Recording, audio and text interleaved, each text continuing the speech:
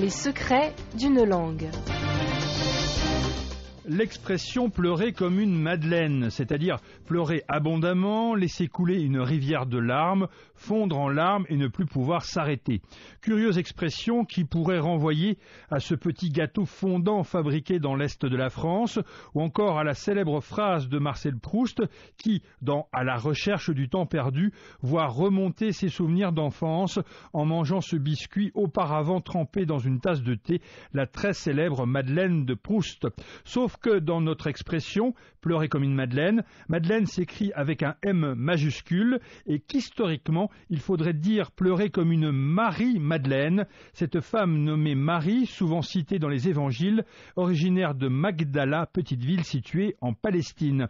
Or, cette Marie Magdalena, cette Marie-Madeleine, apprenant le passage de Jésus près de chez elle, alla se jeter à ses pieds pour se faire pardonner ses péchés. Tout en pleurs, elle se mit à lui arroser les pieds de ses larmes, puis elle essuyait avec ses cheveux, les couvrait de baisers, les enduisait de parfums, dit le texte. Elle réussit ainsi à se faire pardonner ses fautes passées et devint une des plus proches disciples du Christ. D'où l'expression pleurer comme une madeleine, souvent utilisée par la littérature française, comme ici dans La Comédie humaine. Il ne revint pas pour dîner et rentra fort tard. Je vous le jure, je restais dans ma chambre à pleurer comme une madeleine, au coin de mon feu, Honoré de Balzac, en 1850.